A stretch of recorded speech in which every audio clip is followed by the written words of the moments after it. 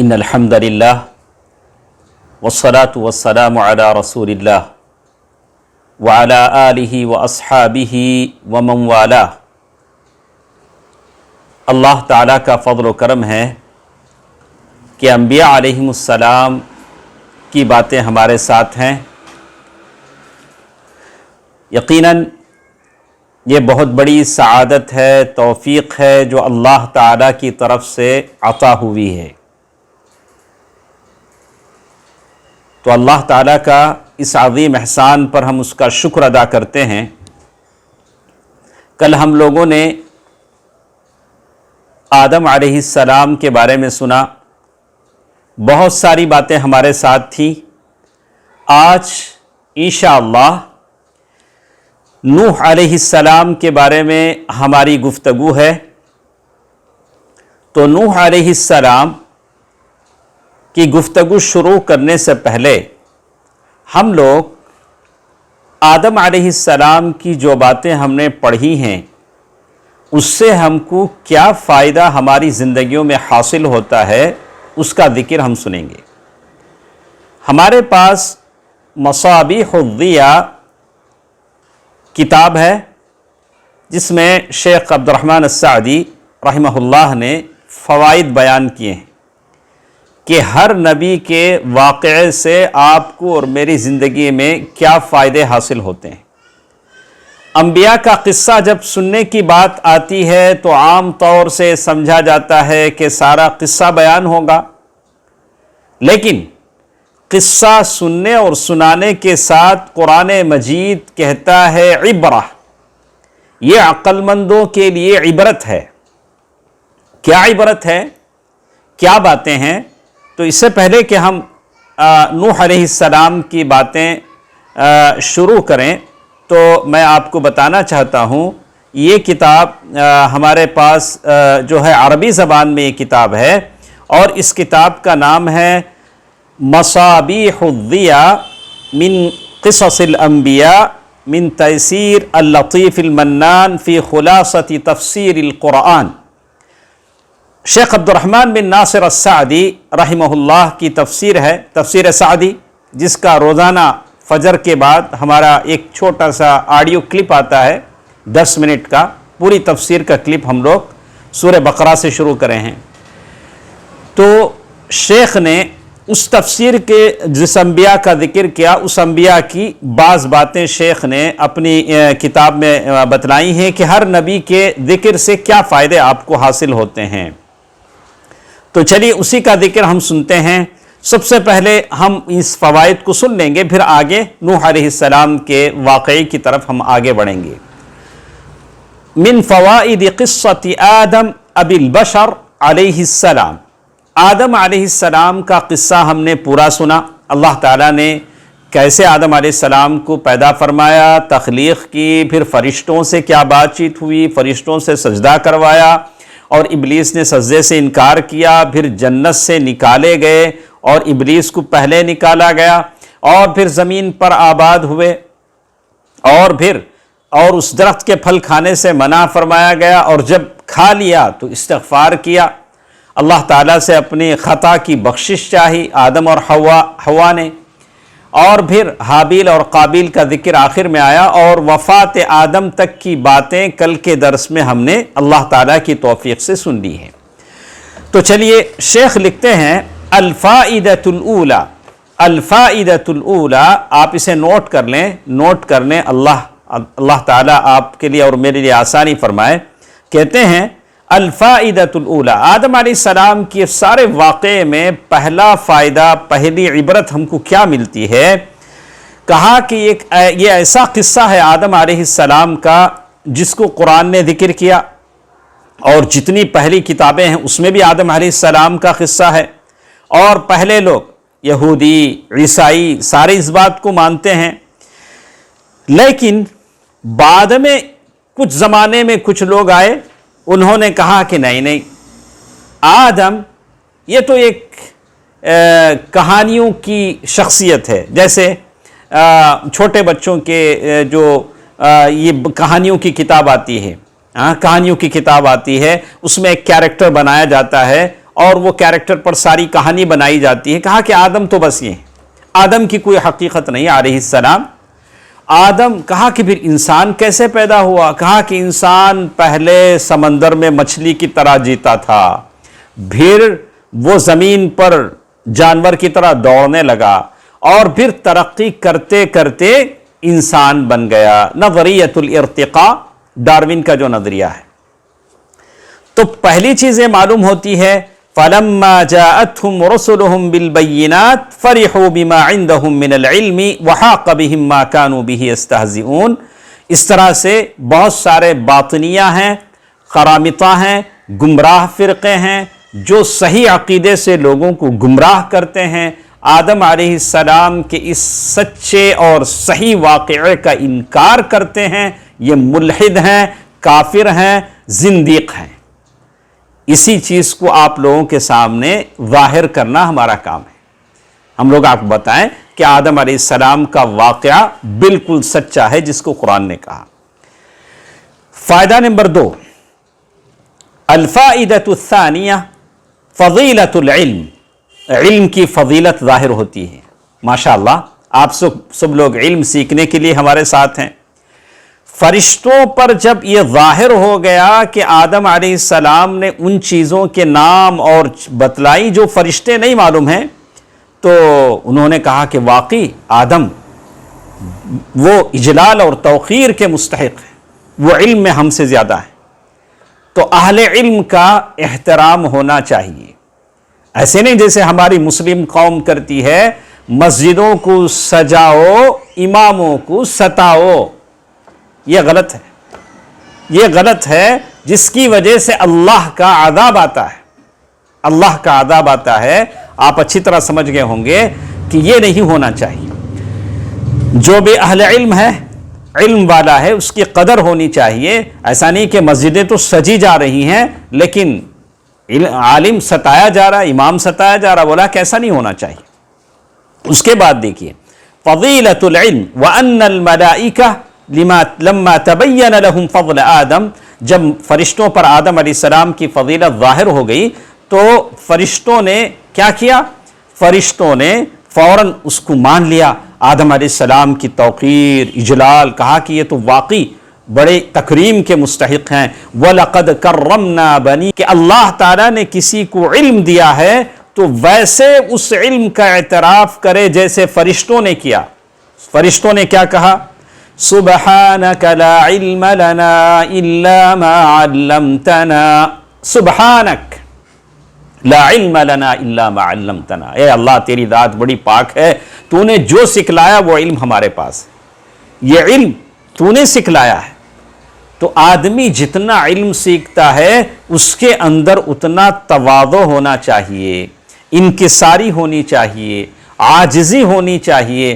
جیسے جس درخت کے ڈالی پر جتنے پھل ہوتے ہیں وہ ڈالی اتنی جھکی ہوئی ہوتی ہے، سوکھی ڈالی اکڑی ہوئی ہوتی ہے. ایسا نہیں ہونا چاہیے.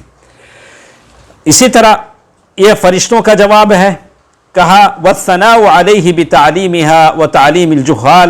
اسی طرح ایک چوتھا فائدہ، میں تھوڑا تیزی سے آ رہا ہوں اس لیے کہ ہمارا نوح علیہ السلام کی بات کو بھی ختم کرنا ہے. اللہ کے نبی ہیں اور ہمارا یہ ہے کہ ایک دن میں ایک نبی علیہ السلام کی بات ہم ختم کر لیں. الفائدۃ الرابعہ، آدم علیہ السلام کے قصے سے ایک بات اور سمجھ میں آتی ہے کہ اللہ تعالیٰ نے اس قصے کو لوگوں کے لیے عبرت بنایا ہے. کس معاملے میں؟ وَأَنَّ الْحَسَدَ وَالْكِبْرَ وَالْحِرْصَ مِنْ أَخْطَرِ الْأَخْلَاقِ عَلَى الْعَبْدِ. حسد نہیں ہونا چاہیے. سبحان اللہ. ابلیس نے حسد کیا آدم علیہ السلام پر. کبر، تکبر نہیں ہونا چاہیے. پراؤڈنس، میں بڑا، مجھے سب معلوم، بولا کہ نہیں. یہ ابلیس کی عادت ہے. اس صورت سے اللہ تعالیٰ نے بتا دیا والحرص، حرص یہ بھی نہیں ہونا چاہیے. حرص کے معنی ایک دم حد سے زیادہ، جو غلط کاموں میں کہا من اخطر الاخلاق علی آدم فکبر ابلیس وحسدہ لآدم. دیکھیے اس میں یہاں تین چیزیں انہوں نے بتائی کہ ابلیس نے تکبر کیا، حسد کیا، اس کا انجام اس نے دیکھ لیا. وحرص آدم وزوجہ حملها على تناول الشجرہ، ابلیس کے بہکانے کی وجہ سے آدم علیہ السلام اور حوا کے لیے پوری جنت تھی، پوری جنت میں سے کچھ بھی کھا لیتے تو کچھ بھی نہیں تھا، لیکن اس درخت سے انہوں نے کھایا، یہ ان سے غلطی ہو گئی، اللہ تعالیٰ نے ان کی غلطی کو معاف فرما لیا۔ تو یہ صورت بتاتی ہے کہ یہ چیز ہمارے ساتھ نہیں ہونا چاہیے۔ فائدہ نمبر 5، ایک چیز اور بھی بتاتی ہے کہ غلطی ہم سے ہو جاتی ہے، ہم سے غلطیاں ہو جاتی ہیں، ہم میں کا کوئی دودھ کا دھلا ہوا نہیں ہے۔ کہتے ہیں اذا وقع فی ذنب ان یبادر الى التوبة والاعتراف، اگر کسی سے غلطی ہو جائے فوراً وہ توبہ کرے، اپنے گناہوں کا اقرار کرے، اعتراف کرے، جیسے ہمارے ابا امی آدم علیہ السلام اور حوا علیہ السلام بالکل خالص دل کے ساتھ، سچی توبہ کے ساتھ وہ اللہ تعالیٰ کی طرف رجوع ہوئے اور اللہ تعالیٰ نے ان کے گناہ کو بخش دیا، ان کی غلطی کو بخش دیا۔ تو یہ کہتے ہیں کہ سب سے اہم چیز جو اس آدم علیہ السلام کے قصے سے ہمیں ملتی ہے وہ یہ کہ ہم اگر کوئی خطا ہو جائے تو فوراً توبہ کریں۔ لا کبیرۃ مع الاستغفار ولا صغیرۃ مع الاصرار، یعنی کہ اگر بڑا گناہ بھی ہو جاتا ہے آپ سے، آپ استغفار کریں، اللہ معاف فرما دے گا، لیکن چھوٹا گناہ ولا صغیرۃ مع الاصرار اگر چھوٹا گناہ بھی آپ بار بار کرتے ہیں تو وہ بڑا گناہ ہو جاتا ہے۔ تو آدمی کو اس سے بچنا چاہیے۔ یہ آدم علیہ السلام کا قصہ ہم کو یہ سبق دیتا ہے۔ اسی طرح فائدہ نمبر 6 میں کہا اثبات الیدین للہ تبارک و تعالی، اللہ تعالیٰ کے ہاتھ ہیں۔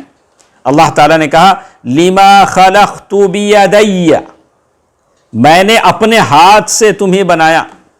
تو معلوم ہے بیدی فلہ یدان، اللہ تعالیٰ کے دونوں ہاتھ ہیں۔ بعض علماء نے کہا کہ اللہ کے دونوں ہاتھ سیدھے ہیں۔ شیخ صالح ابن عثیمین رحمہ اللہ کہتے ہیں کہ ایسا ہم کیوں کہیں، ہمارے پاس یہ تصور ہے کہ سیدھا ہاتھ زیادہ احترام کے قابل ہے، داواں ہاتھ احترام کا قابل نہیں ہے۔ ہم اللہ کے لیے ایسا کیوں کہ اللہ کے لیے دونوں ہاتھ ہیں، دونوں محترم ہیں، ایسا کہیں اللہ تعالیٰ کے دونوں ہاتھ ہیں، دونوں محترم ہیں۔ تو اس سے یہ ثابت ہوتا ہے کہ آدم علیہ السلام کے واقعے سے کہ اللہ تعالیٰ کے ہاتھ ہیں۔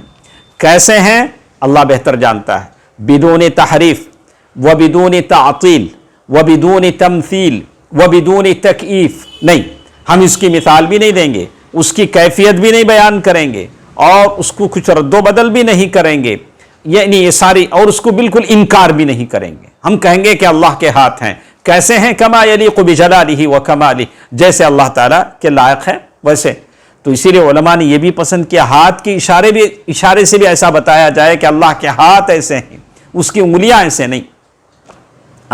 بعض حدیثوں میں وارد ہے، اللہ کے نبی صلی اللہ علیہ وسلم نے کہا، اس کی بھی علماء نے کہا کہ بسط، اللہ تعالیٰ نے اپنا ہاتھ کشادہ کر لیا جیسے ہیں۔ تو اسی طرح ایک فائدہ اور ہمارے ساتھ ہے، اثبات الکلام للہ تبارک و تعالی، اللہ تعالیٰ بات کرتے ہیں، اللہ تعالیٰ بات کرتے ہیں۔ اور بعض لوگوں نے اس کا انکار کیا، بولا کہ اللہ بات کیسے کرتے؟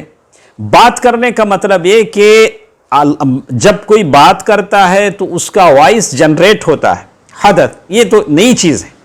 اللہ تعالیٰ قدیم ہے اور ازلی ہیں، تو بات نہیں ہے، ایسا کیسا ہو سکتا؟ اللہ بات نہیں کرتے، جبکہ اللہ نے کہا کہ نہیں، اللہ تعالیٰ بات کرتے ہیں، جب چاہے جیسے چاہے اللہ تعالیٰ بات کرتے ہیں، بات کرتے رہے ہیں۔ اللہ تعالیٰ علیم ہے، اللہ تعالیٰ حکیم ہے، اس سے ہم کو معلوم ہوتی ہے۔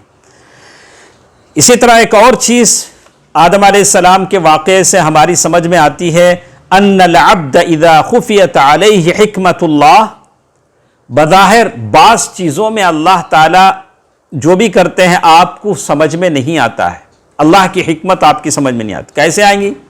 ہماری چھوٹی عقل، اس چھوٹی سی عقل میں اللہ پروردگار کے فیصلے کیسے سمو سکتے ہیں؟ ہماری عقل میں نہیں آ سکتے، لیکن پھر بھی کیا کرنا چاہیے؟ فالواجب علیہ التسلیم، آپ کو مان لینا چاہیے، آپ کو مان لینا چاہیے، اور واتہام عقلہ، آپ کہنے ارے میری عقل چھوٹی ہے، اللہ اس کے فیصلے بڑے ہیں، اس کی ذات بڑی ہے، میری عقل کیسے کام کرے؟ وَالْإِقْرَارُ لِلَّهِ بِالْحِكْمَةِ، اور آپ اقرار کریں کہ اللہ تعالی حکیم ہے، اللہ تعالیٰ کے فیصلے پر اللہ تعالیٰ، اگر آپ کو حکمت سمجھ میں نہیں آئے، بولے اللہ یہ بیماری کیوں آئی، کیوں لوگ ایسے مر رہے ہیں، بچے یتیم ہو رہے ہیں، یہ اللہ تعالیٰ بہتر جانتا ہے، اللہ تعالیٰ بہتر جانتا ہے۔ اسی طرح اس صورت سے یعنی آدم علیہ السلام کے قصے سے ایک بات ہماری سمجھ میں یہ بھی آتی ہے، یہ واقعہ کیسے فرشتوں کی سمجھ میں بات نہیں آئی کہ آدم علیہ السلام کو کیوں پیدا کیا جا رہا ہے، اور اللہ تعالیٰ نے جب بتلایا کہا انی اعلم ما لا تعلمون، تو فرشتے رک گئے، بولے کہ نہیں اللہ تعالیٰ زیادہ جانتے ہیں۔ تو اسی طرح کہتے ہیں اعتناء اللہ بشأن الملائکہ واحسانہ بہم بتعلیمہم ما جہلوا، اللہ تبارک و تعالیٰ فرشتوں کا کتنا خیال رکھتے ہیں۔ فرشتے بعض چیزوں کو جان نہیں پائے تو اللہ تعالیٰ نے ان کو بتلایا، آدم علیہ السلام کو نام سکھلائے، ساری باتیں بتلائیں، اللہ تعالیٰ نے فرشتوں کو بتلایا، فرشتوں کا اللہ تعالیٰ وَتَنْبِيهِهِمْ عَلَى مَا لَمْ يَعْلَمُوا، فرشتے جن باتوں کو نہیں جانتے ہیں اللہ تعالیٰ ان کو بتاتے ہیں۔ اسی طرح اس صورت کا ایک فائدہ یہ بھی بتایا گیا ان الامتحان للغیر اذا عجزوا عما امتحنوا به، اگر کسی کا امتحان لیا جائے اگر وہ جواب نہ دے سکیں، اللہ تعالیٰ نے فرشتوں سے پوچھا اچھا بتاؤ انبئونی باسماء هؤلاء ان کنتم صادقین، اگر تم سچے ہو تو مجھے ان چیزوں کے نام بتلاؤ۔ فرشتوں نے کہا کہ اللہ ہم کو نہیں معلوم۔ وعلم آدم الاسماء كلها ثم عرضهم على الملائکہ فقال، تو اللہ تعالیٰ نے جب آدم علیہ السلام سے وہ نام کہلوائے تو یہاں آدم علیہ السلام کی فضیلت ظاہر ہو گئی، یہ بات ہمیں سمجھ میں آتی ہے۔ تو یہ چند فوائد تھے اللہ تعالیٰ کی توفیق سے اور کرم سے۔ اب ہمارے سامنے نوح علیہ السلام کی باتیں ہیں۔ نوح علیہ السلام، اس میں کیا کیا باتیں ہمارے ساتھ آئیں گی؟ وما كان من قومه، نوح علیہ السلام کی قوم نے آپ کے ساتھ کیا سلوک کیا، اور اللہ تعالیٰ کا عذاب کیسے نازل ہوا طوفان کی شکل میں، اور اللہ کے عذاب سے کون کون لوگ بچے۔ اللہ تعالیٰ نے قرآن میں بہت ساری جگہوں پر اس کا ذکر کیا ہے، سورۃ اعراف، سورۃ یونس، سورۃ ہود، سورۃ الانبیاء، سورۃ المؤمنون، سورۃ الشعراء، سورۃ العنکبوت، سورۃ الصافات، سورۃ القمر، ایک پوری سورت جیسے اللہ تعالیٰ نے نوح علیہ السلام کے نام سے نازل کر دی۔ سبحان اللہ۔ تو سارے قرآن میں دو صورتوں میں بڑی تفصیل کے ساتھ ذکر ہے، ایک سورۃ ہود، نوح علیہ السلام کا واقعہ سورۃ ہود میں بڑی تفصیل کے ساتھ ذکر ہے، اور دوسرا سورۃ نوح، ان دونوں صورتوں میں بڑی تفصیل کے ساتھ نوح علیہ السلام کا ذکر فرمایا گیا ہے۔ پوری آیتوں کو آپ ایک مرتبہ دیکھ لیں، جن جن صورتوں میں اللہ تبارک و تعالیٰ نے نوح علیہ السلام کا ذکر فرمایا ہے، اور نوح علیہ السلام کی تعریف اللہ تعالیٰ نے کی۔ جیسے قرآن کی مختلف آیتیں ہیں جس میں نوح علیہ السلام کی تعریف کی گئی، جو میں نے صورتیں آپ کو بتلائی ہیں، سورۃ ہود میں، بہت ساری صورتوں میں، سورۃ الاحزاب میں بھی اللہ تعالیٰ نے کہا، اور قوموں کا ذکر کیا کہ کیسے ان قوموں نے ان کی انحراف کیا۔ لیکن نوح علیہ السلام کی قوم نے نوح علیہ السلام کا انکار کر دیا۔ چلیے ہم اب بات شروع کرتے ہیں۔ ہم نے آدم علیہ السلام کا ذکر کیا، جس میں آدم علیہ السلام کی وفات کا وقت آیا تو جنت سے فرشتے کفن لے کر آئے، وہاں کی خوشبو لائے، آدم علیہ السلام کو دفنایا گیا، کفنایا گیا، پھر فرشتوں نے کہا کہ یہ تمہارا طریقہ ہے، تمہارے تجہیز و تکفین کا طریقہ ہے۔ اس کے بعد شیث علیہ السلام کی بات آتی ہے، جس کی تفصیل زیادہ نہیں ہے اس لیے ہم نے اسے چھوڑ دیا۔ اس کے بعد نوح علیہ السلام ہیں۔ اب سوال یہ ہے کہ نوح علیہ السلام اور آدم علیہ السلام کے بیچ میں کتنا فاصلہ تھا، کتنی مدت تھی؟ کتنی مدت کے بعد نوح علیہ السلام آئے؟ ترجمان القرآن عبداللہ ابن عباس رضی اللہ تعالی عنہ انہوں نے بتایا کہ 10 قرون، 10 قرون، 10 صدیاں تھیں۔ عام طور سے یہ بات بولا جاتا ہے تو سمجھ میں آتا ہے کہ 10 صدی کا مطلب 1000 سال، ایک صدی 100 سال کی ہوتی ہے، 1000 سال، 1000 سال کے بعد نوح علیہ السلام آئے ہیں، نوح علیہ السلام آئے ہیں 1000 سال۔ اب نوح علیہ السلام کے زمانے میں لوگ کفر و شرک کی طرف ڈھل چکے تھے، کفر و شرک کی طرف جا چکے تھے۔ نوح علیہ السلام، جیسے ابن عباس رضی اللہ تعالیٰ عنہ نے کہا کہ 1000 سال کے بعد نوح علیہ السلام آئے ہیں، اگر آپ قرن سے مراد صدی کے لیتے ہیں۔ لیکن قرآن میں اللہ تبارک و تعالیٰ نے کبھی کہا من القرون من قبلکم، کتنے ایسے قبیلے تم سے پہلے ہلاک کر چکے ہیں۔ قرون کا ایک معنی قبیلے کا بھی آتا ہے، اگر قبیلے کا معنی لیں گے تو 1000 سال سے بھی زیادہ ہو جائیں گے، اس لیے کہ پہلے لوگ جو جیتے تھے ہماری طرح 60-70 سال نہیں، 100 سال جیتے تھے۔ نوح علیہ السلام نوح علیہ السلام کئی 1000 سال، 1000 سال سے زائد ہیں، ان کی وفات کا کوئی ذکر نہیں ہے کہ کب وہ وفات پائے، کتنی عمر پائے ہیں، اس کا تو ذکر نہیں ہے۔ تبلیغ کتنے سال کی وہ تو ہے، 1000 سنۃ الا 50 عاما فاخذهم الطوفان۔ تو یہاں اس بات کا ذکر ہے کہ 2 معنی قرون کے لے گئے ہیں، ایک معنی ہے کہ 100 سال کے حساب سے 1000 سال کے بعد، یا قبیلے آپ مراد لیں گے تو پتہ نہیں کتنے قبیلے گزر چکے، کتنی مدت کے بعد وہ آئے ہیں۔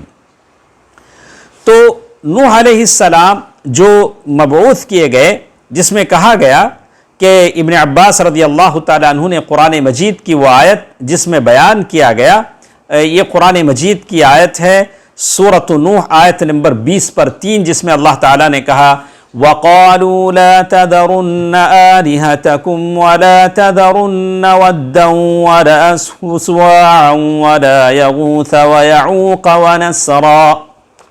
تو نوح علیہ السلام کے قوم میں یہ لوگ تھے جن کے نام، جب یہ لوگ ہلاک ہو گئے، مر گئے، نیک لوگ تھے، تو لوگوں نے کہا کہ دیکھو ان کے لیے کچھ بھی مت کرو، یہ لوگ جہاں بیٹھتے تھے نہیں وہاں ان کا اسٹیچو بناؤ، رکھ دو بس۔ تو لوگوں نے یاد کے لیے بنایا، بولا کہ جب تم ان کی مورتیاں دیکھو گے تو یاد آئیں گے وہ لوگ، ارے کیسے کیسے نیک لوگ تھے۔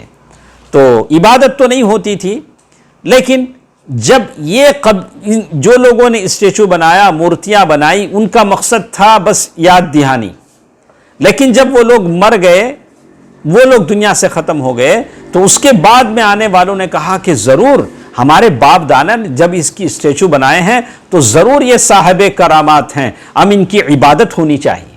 وہ لوگ عبادت کرنے لگے۔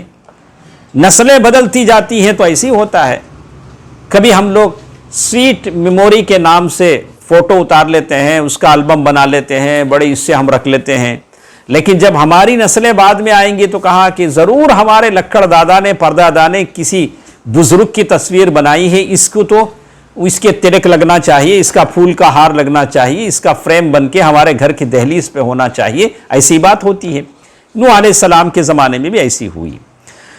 تو کہتے ہیں کہ یہ جو بت ان کے تھے، یہ جو بت ان کا تھے جس کا قرآن میں ذکر ہے، ود ایک بت تھا، سواع دوسرا، یغوث تیسرا، ویعوق ونسرا، یعوق اور نصر، یہ جو بت تھے ان کے بعد عربوں میں آ گئے، عربوں نے اسے لے لیا، عرب کے زمانے میں پائے جانے لگے۔ تو جیسے بتایا گیا ام سلمہ رضی اللہ تعالی عنہ نے، ام سلمہ رضی اللہ تعالی عنہ، ام حبیبہ رضی اللہ تعالی عنہما کی حدیث ہے، ایک مرتبہ ماریہ قبطیہ رضی اللہ تعالی عنہ نے اللہ کے نبی صلی اللہ علیہ وسلم کے سامنے بیان کیا کہ ایتھوپیا میں، حبشہ میں ایسا دربار ہے، وہاں دیواروں پہ اچھے اچھے فوٹوز ہیں، مورتیاں ہیں۔ تو اللہ کے نبی صلی اللہ علیہ وسلم نے سنا تو کہا اولئک اذا مات فیہم الرجل الصالح، یہ وہ لوگ ہیں جب ان میں کوئی نیک آدمی مر جاتا ہے، بنوا علی قبرہ مسجدا، اس کے قبر پر یہ لوگ مزار بناتے ہیں، سجدہ گاہ بناتے ہیں۔ جیسے آج کل ہوتا ہے، کوئی پیر مر جاتا ہے، کوئی پہنچا ہوا آدمی مر جاتا ہے تو جیسے بدعقیدہ لوگ اس کی زندگی میں اس کی قبر بنا دیتے ہیں. تو اللہ کے نبی صلی اللہ علیہ وسلم نے کہا تم صوروا فیہ تلک الصور، پھر ان کی تصویریں لگائی جاتی ہیں. اولئک شرار الخلق عند اللہ عز وجل، یہ اللہ تعالی کے پاس بدترین لوگ ہیں. العیاذ باللہ. جو لوگ اپنوں کی مزار بنائیں، سجدہ گاہیں بنائیں اور پھر وہاں تصویریں لگائیں، اولئک شرار الخلق عند اللہ عز وجل. تو یہ تو تھی بات نوح علیہ السلام کی کہ ان کے زمانے میں کیا ہوتا تھا. نوح علیہ السلام کے بارے میں کہتے ہیں کہ نوح علیہ السلام اول رسول الی اہل الارض، یہ پہلے رسول ہیں زمین والوں کے پاس. اول رسول، پہلے رسول. جہاں تک آدم علیہ السلام کی بات تھی ہم نے کہا کہ وہ نبی تھے. نوح علیہ السلام کی بات آئی تو وہ پہلے رسول ہیں. جب دنیا میں بدعقیدگی پھیل گئی، شرک پھیل گیا اور لوگ اللہ تعالیٰ کے ساتھ شرک کرنے لگے تو نوح علیہ السلام آ کر لوگوں کو توحید کی طرف بلانے لگے، ان کو روکنے لگے، ان کو اللہ تعالیٰ کی طرف بلانے لگے. تو یہ پہلے رسول ہیں. جیسے میں بار بار آپ کو کہتا ہوں، اگر اللہ نے آپ کو ٹائم دیا ہے، فرصت دی ہے، تو ایک مرتبہ آپ حدیث الشفاعہ پڑھ لیں. لمبی حدیث ہے، کیسے لوگ حشر میں پریشان ہوں گے. لوگ ایک ایک نبی کے پاس جائیں گے کہ اللہ تعالیٰ سے کہیے کہ ہمارا حساب و کتاب لے لے. تو وہاں نوح علیہ السلام کے آدم علیہ السلام کے بارے میں آتا ہے کہ لوگ آئیں گے، کہیں گے انت ابو البشر، آپ ابو البشر ہیں، اللہ نے آپ کو اپنے ہاتھ سے بنایا ہے، آپ میں اس نے روح پھونکی ہے اور لوگوں کو آپ کو سجدہ کرنے کا حکم دیا ہے، جنت میں آپ کو رکھا ہے. تو وہاں اس بات کا ذکر ہے. دوسرے بات جب نوح علیہ السلام کے پاس آئیں گے تو کہیں گے انت اول الرسل الی اہل الارض، آپ پہلے رسول ہیں زمین والوں کی طرف. تو معلوم یہ ہوا کہ نوح علیہ السلام پہلے رسول ہیں. اور یہ بھی ہے کہ اللہ نے بڑی تعریف کی ہے، کہا کہ عبداً شکورا، آپ بڑے عبادت کرنے والے اللہ تعالیٰ کے شاکر بندے ہیں. الا تری الی ما نحن فی، کیا آپ نہیں دیکھتے کہ حشر کی کس پریشانیوں میں ہم ہیں. آپ اللہ سے دعا کیجئے کہ اللہ تعالیٰ جلد سے جلد ہمارا حساب و کتاب لے لے. پیٹ پھٹ چکے ہیں، پیٹوں میں سوراخ پڑ چکے ہیں اور پسینہ ایسا کہ لوگ جل بھن رہے ہیں، سورج بالکل قریب آ چکا ہے، اللہ تعالیٰ ہمارا حساب لے لے. تو وہ لوگ انبیاء کہیں گے ربی قد غضب اليوم، آج میرا رب بڑا غصے میں ہے. اس سے پہلے ایسا کبھی غصہ نہیں ہوا تھا. بڑی لمبی حدیث ہے. تو معلوم یہ ہوتا ہے کہ نوح علیہ السلام نے اپنی قوم میں دعویٰ کیا، تبلیغ کی اور کہا کہ دیکھو ان بتوں کی عبادت نہ کرو، ایک اللہ کی عبادت کرو. وحدانیت کی طرف لوگوں کو بلایا. تو اللہ تعالیٰ نے نوح علیہ السلام کے بارے میں کہا وَجَعَلْنَا ذُرِّيَّتَهُ هُمُ الْبَاقِينَ، ساری دنیا طوفان کے بعد تباہ ہو گئی، بس نوح علیہ السلام کی ذریت ہے جو باقی رہ گئی تھی. نوح علیہ السلام کی وہ بیٹے تھے، 3 بیٹے جن کی ذریت آج ہم سب جو بھی ہیں وہ ان کی اولاد کے بیٹے ہیں. نوح علیہ السلام کی جو لوگ اولاد ہیں، وہ لوگ جو وہ کشتی میں رہ گئے تھے، انہی کی ذریت ہے جن کے ساتھ اللہ نے کہا وَجَعَلْنَا ذُرِّيَّتَهُ هُمُ الْبَاقِينَ، اس کی ذریت ہے جو باقی رہیں گی. تو یہاں ایک بات کا ذکر کیا گیا کہ وَجَعَلْنَا فِي ذُرِّيَّتِهِمَ النُّبُوَّةَ وَالْكِتَابَ، جو آیت میں نے پڑھی ہے، آیت نمبر الصافات 77، جو بتاتی ہے کہ وَجَعَلْنَا ذُرِّيَّتَهُ، نوح علیہ السلام کی ذریت ہے جو باقی رہنے والی ہے، جن سے دنیا چلی ہے. اور پھر اسی طرح ایک اور بات ہمارے ساتھ ہے کہ نوح علیہ السلام کی تبلیغ کیسی تھی. میں سارے لوگ جو میرے ساتھ ہیں سب سے کہوں گا، ہم لوگ جو علم سیکھتے ہیں، کیوں سیکھتے ہیں؟ اس لیے سیکھتے ہیں کہ اللہ تعالیٰ کے بندوں تک اللہ کا دین پہنچائے. میں اور آپ، ہمارا مقصد ہی ہے، اس کے علاوہ کوئی مقصد نہیں. آپ دعویٰ کریں تبلیغ کریں، میں دعویٰ کروں اور تبلیغ کروں۔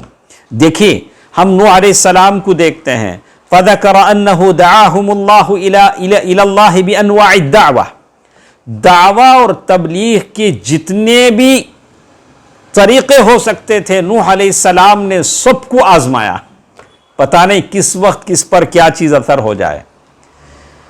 فِي اللَّيْلِ وَالنَّهَارِ، دن رات بلاتے رہے، کوئی ٹائم نہیں، اراؤنڈ دا کلاک، 24 جیسے آپ لوگ کہتے ہیں، ویسے کہا کہ بالکل فی السر، رات اور دن، والسر والاجہار، چپکے سے بلاتے رہے، کبھی زور سے بلاتے رہے، بالترغیب والترغیب، کبھی جہنم سے ڈرا کر، کبھی جنت کی امید دلا کر، کہ لوگ بتوں کی عبادت کو چھوڑ دیں، اللہ تعالیٰ کی طرف آ جائیں۔ یہ بات تھی، نوح علیہ السلام کی یہ تڑپ تھی۔ لیکن قال الملأ من قومه، سورۃ الاعراف آیت نمبر 60، لیکن وہ جو قوم ان کی تھی، یہاں اللہ تعالیٰ نے الملأ کا لفظ استعمال کیا۔ الملأ کے معنی ہیں قوم کے بڑے لوگ۔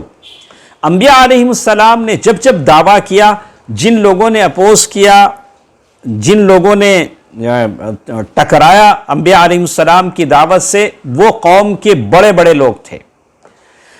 بڑے بڑے لوگ کا معنی جن کو کچھ عہدہ تھا، جن کے پاس دولت تھی، جن کے پاس کوئی چیز تھی، اسی لیے اللہ قال الملأ، الملأ کے معنی ہیں بڑے لوگ، جن کو لوگ دیکھتے ہیں، جن کو لوگ فالو کرتے ہیں، کہ یہ لوگ اگر فالو کریں تو ہم بھی فالو کریں۔ السادۃ الکبریٰ، ان لوگوں نے کیا کہا نوح علیہ السلام سے، اِنَّا لَنَرَاكَ فِي ضَلَالٍ مُبِينٍ، اے نوح ہم تو آپ کو کھلی گمراہی میں دیکھتے ہیں۔ سبحان اللہ، نوح علیہ السلام نے کیا کہا ہوگا؟ آج اگر میں ہوتا، آپ مجھے کچھ کہتے، میں کہتا کہ تو سیر تو میں سوا سیر، تو سیر تو میں سوا سیر۔ اللہ کے نبی کا انداز خطاب دیکھیے، لوگوں نے کہا کہ آپ بڑے گمراہ آدمی لگتے جی۔ نوح علیہ السلام نے پلٹا کرے، میں نہیں جی گمراہ، تمہیں ایسا نہیں کہا نوح علیہ السلام نے۔ نوح علیہ السلام نے کیا کہا؟ قال یا قوم لیس بی ضلالہ، اے میری قوم میں گمراہ نہیں ہوں۔ یعنی دیکھیے جواب دینے کا انداز دیکھیے، ہمارے اندر یہی کمی ہے کہ ہم دوسرے کو برداشت کرنے کی طاقت نہیں رکھتے، یہ ہماری بہت کمی ہے۔ قال یا قوم لیس بی ضلالہ، اے میری قوم، اتنا برا کہنے کے باوجود بھی اللہ کا نبی یہ کہہ رہا ہے کہ اے میری قوم، اے میری قوم، اللہ اکبر، لیس بی ضلالہ، میں گمراہ نہیں ہوں۔ اچھا گمراہ نہیں تو کیا ہیں؟ وَلَكِنِّي رَسُولٌ مِّن رَّبِّ الْعَالَمِينَ، لیکن میں سارے جہانوں کے رب کی طرف سے رسول ہوں۔ اللہ اکبر، سورۃ الاعراف آیت نمبر 60 پر 1۔ تم جیسے سمجھ رہے ہو کہ میں گمراہ ہوں، ویسے گمراہ نہیں ہوں، میں اس سارے جہاں کے پروردگار کا رسول ہوں، پروفٹ ہوں، جس کے بارے میں کن فیکون، جو کہتا ہے کسی چیز کو ہو جاتی تو وہ چیز ہو جاتی ہے۔ میں کیا کرتا ہوں؟ ابلغکم رسالات ربی، میں اپنے رب کی رسالت کی تبلیغ کرتا ہوں۔ وانصح لکم، میں تم کو نصیحت کرتا ہوں۔ واعلم من اللہ ما لا تعلمون، اور میں اللہ سے وہ جانتا ہوں جو تم نہیں جانتے۔ انبیاء کا انداز سیکھیے، اسی لیے انبیاء کے قصے ہم پڑھتے ہیں۔ عام طور سے ایک ذہن لوگوں کا بنا ہوا ہے، انبیاء کے قصے کا مطلب یہ ہوگا کہ شیخ صاحب پورا ایک سٹوری ہم کو سنائیں گے۔ اس کے لیے ہم نے، اللہ تعالیٰ جزائے خیر دے، GWC کے جو لوگو آپ کو نظر آ رہا ہے، وہ ذمہ داروں کو، نوجوانوں کو، اور یہ ساری جمعیت ہی کا کام ہے۔ یہ ہمارا مقصد یہ تھا کہ انبیاء علیہم السلام کے قصوں سے جڑی جو بدعقیدگی لوگوں میں ہے، مس گائیڈنگ جو ہے، یعنی غلط رہنمائی جو لوگوں کو کی جاتی ہے، اسے ختم کیا جائے۔ صرف قصہ سنانا ہمارا مقصد نہیں تھا۔ قصے کے لیے آپ بہت سارے یوٹیوب میں بہت ساری باتیں آپ کو مل جائیں گی، اگر آپ وہی سننا چاہتے ہیں۔ یہاں میں چاہتے ہیں کہ جو بدعقیدگی کی باتیں ہیں وہ کہتے ہیں یہاں اس بات کا ایک اور اعتراض نوح علیہ السلام کے تعلق سے ان لوگوں کو تھا. وہ کہتے تھے تعجب ان یکون بشر رسول. ارے آدمی کیسا رسول ہوتا جی؟ رسول ہونا بولے تو فرشتہ ہونا. اس کی تفصیل ہم لوگ شروع کے درسوں میں پڑھ چکے ہیں. کتاب الرسل والرسالات، اسی لیے میں نے آپ کو پڑھایا تھا کہ رسول فرشتہ کیوں نہیں ہوا. اللہ کے نبی صلی اللہ علیہ وسلم پہلی مرتبہ جبریل امین کو دیکھے غار حرا میں، فوراً آئے اپنے گھر، اپنی بیوی محترمہ سے کہا زملونی زملونی دثرونی دثرونی، ارے مجھے کمبل اڑا دو، میرا آنکھ کانپ رہا ہے. اللہ کے نبی صلی اللہ علیہ وسلم جبریل امین کو نہیں دیکھ سکے. جبریل امین آتے بھی تھے تو کبھی کسی اعرابی کی شکل میں، کبھی دحیہ الکلبی، دحیہ بن خریفہ کی شکل میں آتے تھے. تو ان کا اعتراض تھا کہ انسان رسول کیسے ہوتا ہے. ایک اور اعتراض بھی نوح علیہ السلام کی قوم نے کہا کہ نوح، یہ جو تم پر ایمان لائے ہیں یہ خفیف عقل کے لوگ ہیں، یہ چھوٹے دماغ کے لوگ ہیں، ہم نہیں لائے، ہم بڑے آدمی اسی لیے نہیں لائے، ہم بھی چھوٹے عقل کے رہتے تو ہم بھی لا لیتے. تو جیسے مکے کے لوگوں نے کہا عمار، صہیب، بلال، جو غریب صحابہ تھے ان کے تعلق سے کہا کہ اے اللہ کے رسول، یہ جو چھوٹے چھوٹے غریب لوگ آپ کے ساتھ ہیں، کوئی درزی ہے، کوئی لوہار ہے، آپ ان کو بھگا دیں تو ہم آ جائیں. تو کہا کہ نہیں، ایسا تو نہیں ہوگا. وہی انکار ان کے ساتھ بھی ہوا. تو دیکھیے اس کی انہوں نے کہا وَمَا نَرَى لَكُمْ عَلَيْنَا مِن فَضْلٍ، ہم نہیں سمجھتے کہ ان کو ہمارے اوپر کوئی فضیلت ہے. تو انہوں نے کہا قال يا قوم رأيتم إن كنت على بينة من ربي وآتاني رحمة من عنده فعميت عليكم. کیا کہا نوح علیہ السلام نے؟ کہا کہ ارے اگر تمہارے دل پتھر ہیں، تمہارے دلوں میں ایمان نہیں ہے تو میں کیا کروں؟ ان لوگوں کو اللہ تعالیٰ نے ہدایت دی، وہ لوگ ہمارے ساتھ ہیں. تو نوح علیہ السلام نے اس طرح سے ان کا جواب دیا. تو یہ نوح علیہ السلام کی بات تھی. جیسے کفار مکہ کے زمانے میں مکے والوں نے بھی کہا عمار ہیں، صہیب ہیں، بلال ہیں، خباب ہیں، ان لوگوں کو آپ دور کر دیں تو ہم ایمان لا لیں گے. تو قرآن میں کہا گیا وَلَا أَقُولُ لَكُمْ عِنْدِي خَزَائِنُ اللَّهِ وَلَا أَعْلَمُ الْغَيْبَ وَلَا أَقُولُ إِنِّي مَلَكٌ. سورۃ ہود. میں تو یہ نہیں کہتا کہ زمین کے خزانے میرے پاس ہیں، نہ میں غیب جانتا ہوں، اور نہ میں یہ کہتا کہ میں فرشتہ ہوں. تو نوح علیہ السلام کی قوم کا اعتراض یہ تھا کہ سورۃ الشعراء آیت نمبر 117 اور 118 جس میں اللہ نے کہا قال رب ان قومی کذبون. نوح علیہ السلام نے کہا میری قوم مجھے جھٹلا چکی ہے. فافتح بینی وبینہم فتحا، یا اللہ میرے اور ان کے درمیان فیصلہ کر دیجئے اور مومنوں کے ساتھ مجھے نجات دے دیجئے. تو یہاں ایک بات مجھے آپ کو بتانی ہے. اس سارے واقعے میں انشاءاللہ مجھے لگتا ہے کہ نوح علیہ السلام کا یہ واقعہ، اس کو اور ایک دن ہمیں لینا پڑے گا تاکہ پوری بات ہمارے سمجھ میں آئے، اس لیے کہ فوائد بھی ہم ہی ہیں. کل بھی ہم انشاءاللہ اسی ٹاپک کو لیں گے تاکہ ہم بہت ساری باتیں ہمارے پاس رہ گئی ہیں. تو کہتے ہیں کہ ایک بات بتا کر میں اپنی بات ختم کرتا ہوں. نوح علیہ السلام نے کیا دعا فرمائی اس کا ذکر اللہ تعالیٰ نے سورۃ القمر آیت نمبر 10، اس میں اللہ تعالیٰ نے کہا فدعا ربہ. نوح علیہ السلام نے رب سے دعا کیا تو کہا انی مغلوب فانتصر، اے اللہ میں مغلوب ہوں، میں دبایا گیا ہوں. فانتصر، یا اللہ میری مدد فرما. اسی لیے علماء کہتے ہیں کہ یہ دعا بس اتنی سی ہے، اگر آپ لکھیں گے تو آدھے سطر میں آ جائے گا، آدھے سطر سے بھی کم، پاؤ سطر میں آ جائے گا.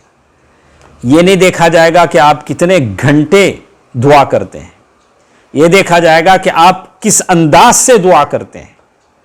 نوح علیہ السلام نے بس اتنی سی بات کہہ دی انی مغلوب فانتصر. اللہ تعالیٰ نے زمین و آسمان سے پانی کے فوارے نکال دیے، زمین کو پانی سے بھر دیا، اور اللہ تعالیٰ نے وہ دعا قبول کر لی. تو یہی بات دیکھی جاتی ہے کہ آدمی بھلے تھوڑی دیر کرے، دعا کرے، لیکن دعا کی قبولیت کے جو اسباب ہیں، دعا کی قبولیت کا جو وقت ہے، دعا کی قبولیت کے جو طریقے ہیں، باوضو ہو کر، قبلہ رخ ہو کر، آدمی کا کب پہنا ہوا حلال ہو، کھایا ہوا حلال ہو، اور اس کا جو پیرا وہ حلال ہو، جیسے اللہ کے نبی صلی اللہ علیہ وسلم نے حدیث میں بتلایا، وہ آدمی دعا کرتا ہے اور اللہ تعالیٰ سے کہتا ہے یا رب فَأَنَّا يُسْتَجَابُ لَهُ مَطْعَمُهُ حرام ملبسه حرام مشربه حرام، پھر اس کی دعا کیسے قبول ہو سکتی ہے؟ یہاں بس دعا مختصر ہے، انی مغلوب فانتصر، اللہ تعالیٰ نے دعا قبول کر لی اور طوفان کی شکل میں آ گیا۔